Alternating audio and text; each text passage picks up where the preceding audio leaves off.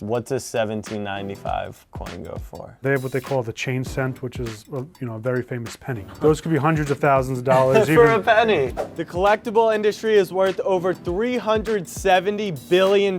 Today, I'm meeting up with my good friend Buster, who's gonna walk us through the burgeoning collectible market.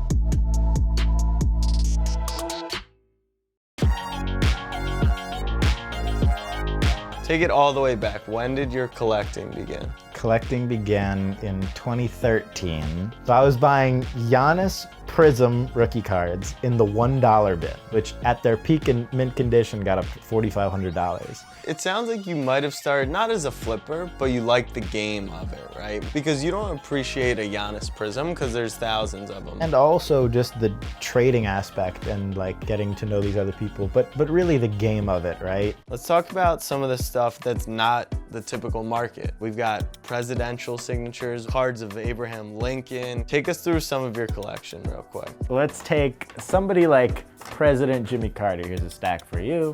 Jimmy Carter is the base Prism version of presidential signatures, to put it in card context. So Jimmy Carter signature is about $100. Presidents age generally, in terms of collecting, like fine wine. Right. You know, when they're no longer here, their values of everything goes up. And when they are here, whatever they do raises the value. Except for signing a million things. Like Jimmy Carter, so much of presidential collecting does have to do with what the stuff is on in terms of its value. Jimmy Carter was a farmer before he was president, and this is a bond from the Carter warehouse. So that's something a little more expensive because it is special. This is a higher end of presidential collectibles. This is an Abraham Lincoln signed appointment. That is the only PSA 10 Abraham Lincoln signature, correct?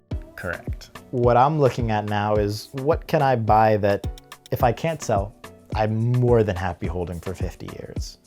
And presidential stuff is that. Some sports card stuff is that. Willie Mays, Babe Ruth, Derek Jeter. I'm happy to hold that for a very long time.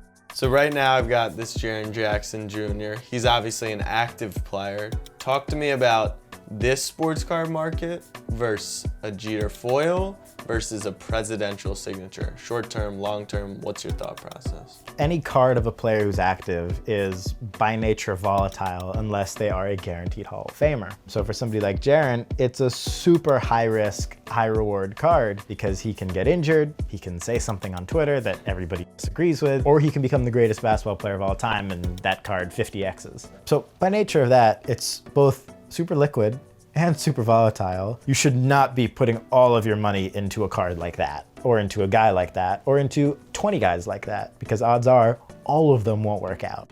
So we asked Buster to take out the favorite pieces of his collection, quite the collection, may I add, but talk me through some of your favorites here. So an example of that would be this Larry Bird signed ticket to his own Hall of Fame induction. Usain Bolt Olympics signed ticket from the 2016 games. Then, you know, some of the cards like the Jeter 93 foil, which is just such a classic baseball card. This is a Bill Clinton signed Upper Deck Masterpiece card. That's a super cool one.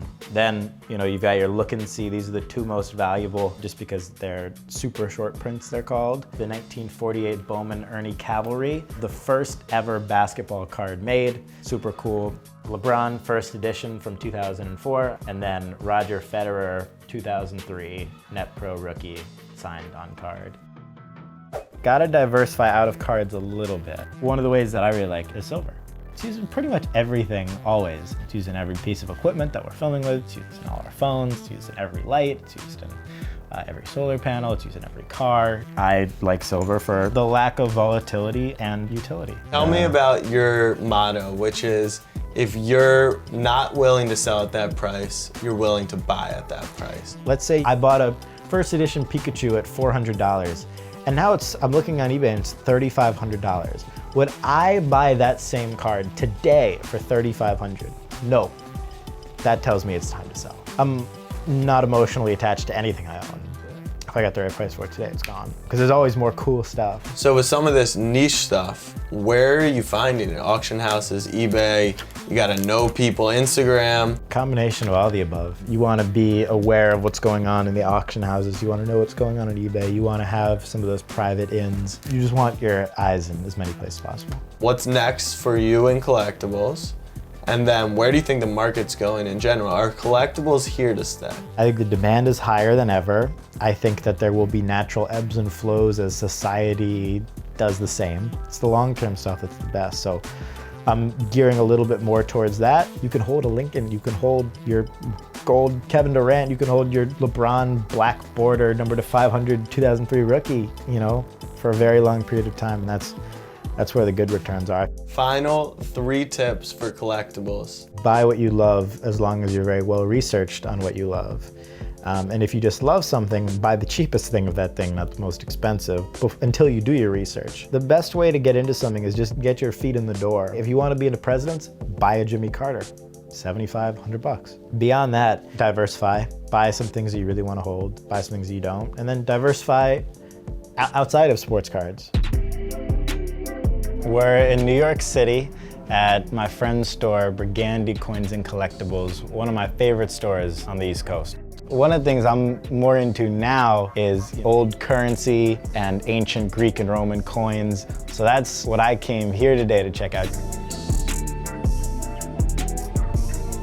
Do you know what the most expensive coin to ever sell was? It's like nothing to sell a coin in an auction, you know, from the early 1800s.